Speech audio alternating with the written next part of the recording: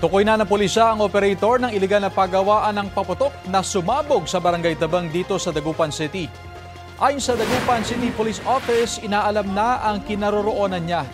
Hinihikayat din nila ang mga naapektuhan ng pagsabog na magsampa ng reklamo laban sa operator. Sa datos ng Barangay Council, 48 bahay ang nadamay sa pagsabog. Kwento ng ilan sa mga apektadong residente, kinakausap na sila ng kaanak ng operator.